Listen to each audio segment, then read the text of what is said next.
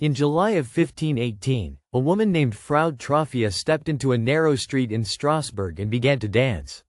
Nobody asked her to. No music was playing. She just danced, alone, in silence, and she could not stop. By the end of the first week, 34 people had joined her. By the end of the month, there were 400. Some of them danced until their feet bled through their shoes. Some of them danced until their hearts gave out. This actually happened. And nobody ever told you the full story of why. Here is the part that should make you uncomfortable. The city authorities knew people were dying. They watched it happen. And their solution was not to stop the dancing. Their solution was to hire more musicians and build a dedicated stage. They genuinely believed the dancers needed to finish whatever this was. That decision almost certainly killed more people than it saved. So why did educated men make that choice? That question is the real story here, and it has been quietly left out of every classroom that ever mentioned this event. Let us go back to Strasbourg in the summer of 1518. The city was already on its knees. There had been severe famine the year before. Smallpox was moving through the population. Syphilis had arrived in epidemic proportions just 2 decades earlier. The people living on those streets were not living stable, comfortable lives. They were living inside a sustained catastrophe. That matters enormously. Remember it. Frau Troffea, we do not know her first name, only her married surname, began dancing somewhere around the 14th of July, 1518. Contemporary accounts say she danced for 4 to 6 days before collapsing. She was taken to a shrine dedicated to Saint Vitus, the patron saint of dancers and epileptics. But the dancing did not end with her. It spread. Within a week, the number of dancers had grown to roughly 34. Within a month, historians estimate between 200 and 400 people were caught in it. Physicians were called in, the city council convened, and the official diagnosis they landed on?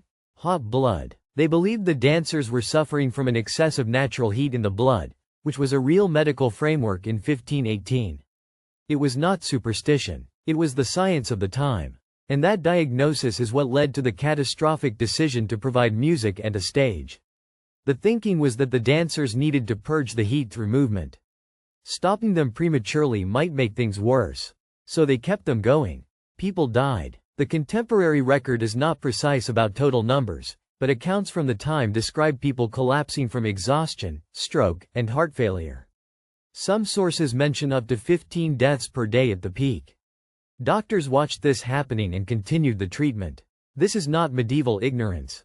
This is intelligent people applying the best available framework they had, and that framework was catastrophically wrong.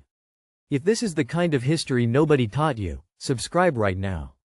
We cover exactly these moments, the ones that got edited out. Now here is the layer underneath that changes everything.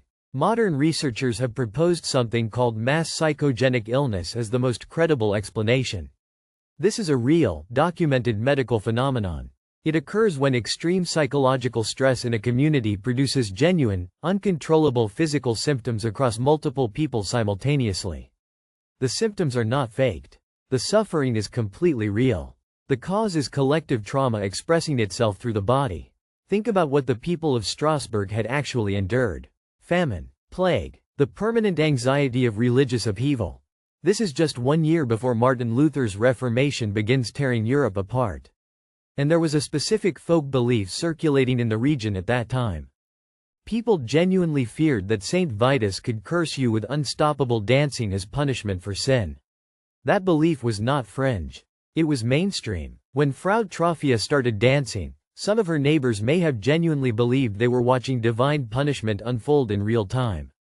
And when the brain is primed by that kind of terror, in that kind of environment, it can do extraordinary and terrible things to the body. The dancing plague of 1518 was not magic. It was not mass hysteria in the dismissive sense that phrase usually implies.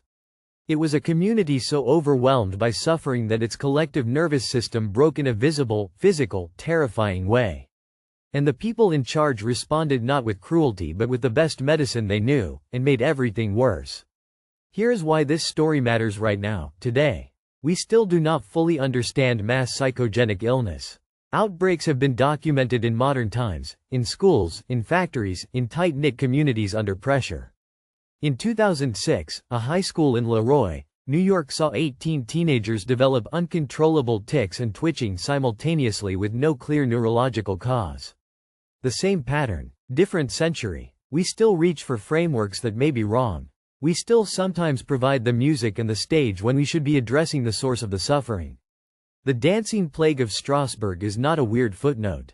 It is a case study in how institutions respond to collective trauma, and how the wrong diagnosis, delivered with complete confidence, can turn a crisis into a catastrophe.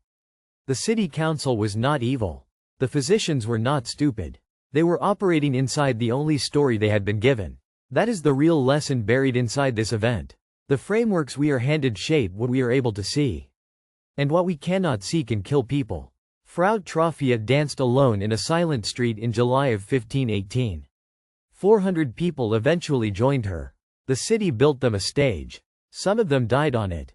And for over 500 years, the standard version of this story has been presented as a curiosity, a strange medieval episode that tells us how primitive people used to be.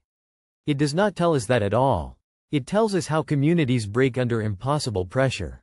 And it tells us that the people trying to help can sometimes be the most dangerous people in the room. If this version of history is what you have been missing, hit subscribe. Every week we go back into the record and pull out the story behind the official story. The one they left on the cutting room floor. The next one might be the most important history lesson you have never had.